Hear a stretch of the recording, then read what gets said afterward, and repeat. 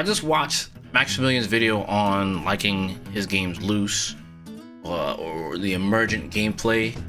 I look at it as I think I'll sum it up as more like games with variables, games with lots of exploration, games with depth. But I understand what he means when he says loose and tight gameplay, right? Obviously, when he was mentioning stuff on loose gameplay, I don't know. This whole video, this whole video from him is just yes.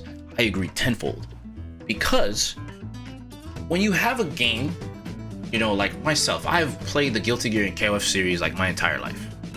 Obviously, I've played games like Marvel and stuff like that too. Clearly, right? All those games have lots of variables in it, and the speed and pace of the game is very important too, right? When you have games that have a lot of depth, they become, in my opinion, classics, because there's always something to learn. There's always something to when you turn the game on, you have a lot of great system mechanics. You have a lot of depth within the character kits. And when you have a deep character and a deep engine and system mechanics, it just makes for a good time in a game. Because when you can, like I said before, when you turn the game on, it's like a gigantic sandbox. You're never not learning something. So you can find more ways to tighten up your game or find more ways to do things better. It's not just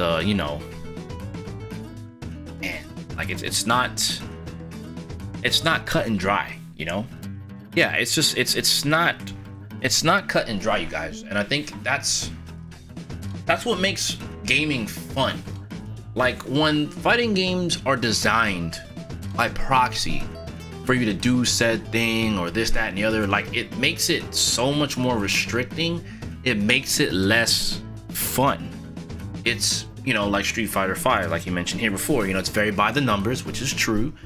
V trigger activations are different, have different frame data when you activate it. So one activation could be -10, another activation could be, +9 or something like that, And it's hey, we made it this way so you can only do it off this specific thing. And it's kind of it makes the situations already predetermined, and it's okay that it's I don't want to say it's a predetermined game of chess in a sense, but how you react is part of the variables. But I think you don't want to restrict it too heavily. And I think that's a problem with fighting games currently, is that they keep trying to restrict things at the expense of losing the depth. So there's always a thing of player retention, and that's always an issue with these games. It's a lot of people jump in and play in the beginning, and then when they realize how difficult the game may be, some stick around, some leave. But that's another ball game in itself, right? But when you have a game that has a lot of depth to it, it makes them fun to play, period. When there's always something to learn, these games are always the most fun to play, 100%. Also, in addition to that, I'm gonna add that pacing is important. A game's pace, how neutral plays out, is also important too, right? So if a game is very fast paced and you gotta make a lot of quick decisions, that's good. I feel I guess it goes into the emergent gameplay, right? I guess it's kind of emergency, react. It's when it's emergent, it's it's not so much as random elements, but it's being prepared for a mass amount of variables. Sure, it's a lot of things to take in, but when you think about it, in shooter games, there's so many variables in a game like Apex, or we'll just use Apex for this example, right? There's a lot of things that can happen in Apex, and you have to be ready for a lot of those variables. And the only way you can be prepared for those variables is by playing the game a lot, So through playing the game a lot, you learn to explore your player limitations, the system limitations, the player to player, situations that come about, or quote unquote interactions that happen between you and another player, how he responds to what you're doing, etc., how you use the terrain, all that stuff comes into play. And not every fight is going to take place at said stage, said area, and if it does happen, you're prepared for it, because okay, maybe in this area, there's good cover, this area has bad cover, so we can't take that fight. What I'm saying? When you get used to the variables, then you can start making more well-informed, quick decisions. what I'm saying? Yeah, it's dynamic, not random. Exactly. Like dynamic situations and interactions are like exactly where it's at. And I think that's the thing that's missing with fighting games right now, is they're simplifying things to the point to where they're taking out the dynamic situations, the dynamic interactions, the dynamic exchanges from players, and giving them a predetermined outcome. It's just whether or not you choose right or wrong. And I think that's why I always tell you guys, and a lot of times in fighting games there is no true right or wrong. But when it's like, say, Street Fighter 5, or even some cases Guilty Gear Strive, where things are kind of predetermined in some cases, it's like you kind of lose out on that emergent type stuff. You know, you lose out on the variables because it's already kind of predetermined that this does this. So X counters Y, Y counters Z, etc., etc. Like, it's already kind of like predetermined that this is how it's going to go down. You as the player have to make the choice now. So I feel like decision making is becoming a more important part of the games in terms of fighting games right now, but without having enough in the game for people to make these decisions on is what kind of hinders the games. You know, even though with a game like Third Strike, as simple as it is, parry, red parry, you know, the 3 series has the parry system, and it's like there's no right or wrong to use parry. It's just you have to feel it.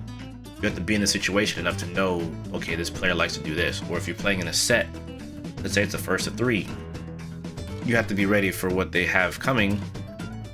And, you know, you have time to adapt, especially in a set. And since, you know, when you're playing in a set, you have the ability to learn how to use your system mechanics more against them. So in this case, in Third Strike, will just be your parry and your red parries. You know, so if you've dealt with, you know, Chun-Li's super, you know, we've all seen the Let's Go Justin parry from Daigo. You know, that's in the moment.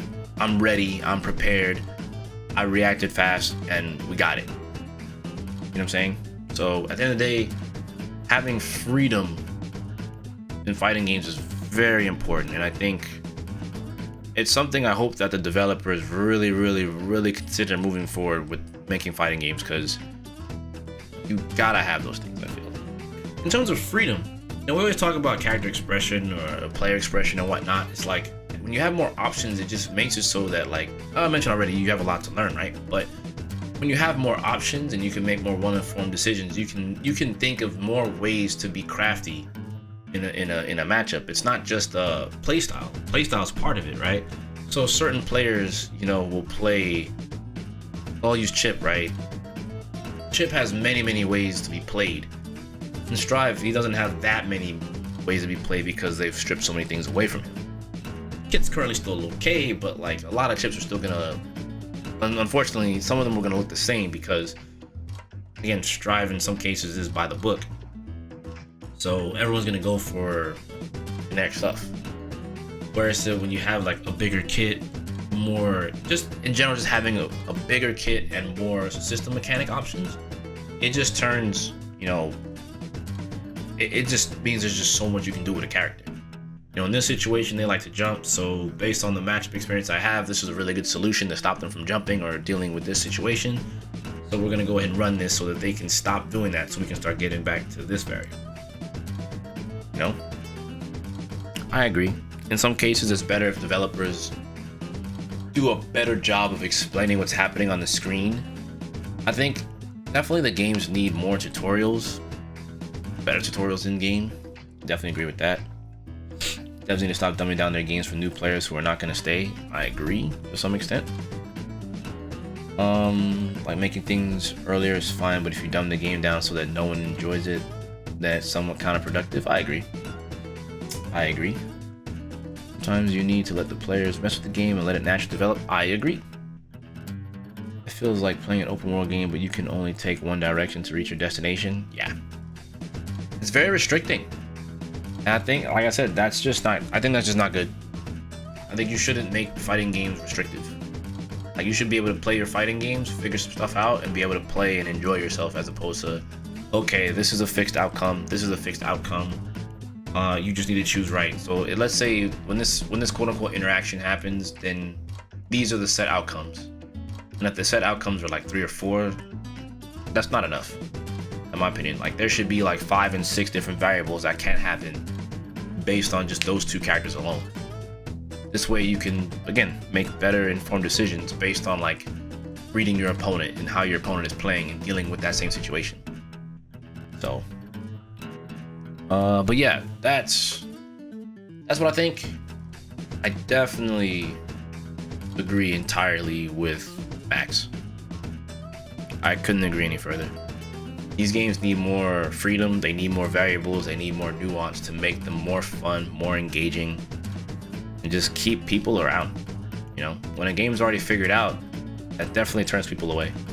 So I hope moving forward with fighting games that these developers get that, because Lord knows, keeping on with keeping them easy, and in some cases I just don't think that's enough. Like, it's okay if it's easy to pick up and hard to master. You know, I guess to end it off with this video is just, I think that they should keep the skill ceiling high. There should be a skill ceiling that is hard to obtain, and it forces the player to keep trying to improve. You know, improvement is what pushes perfection and mastery. And as long as the ceiling for the games are high, it could be really, really good. I think it could be a really good time to play said game, or fighting games as a whole. So yeah, that's gonna be my take on this. So we'll end it here. I'll catch y'all in the next video. Let me know how you feel about loose, emergent gameplay, and or, you know, gameplay with lots of freedom. Let me know how you feel about freedom of fighting games. All the freedom in the world you could possibly have to play your character the way you want to play it, with a multitude of options. Talk to me about it in the comments below. Get up out of here. Peace.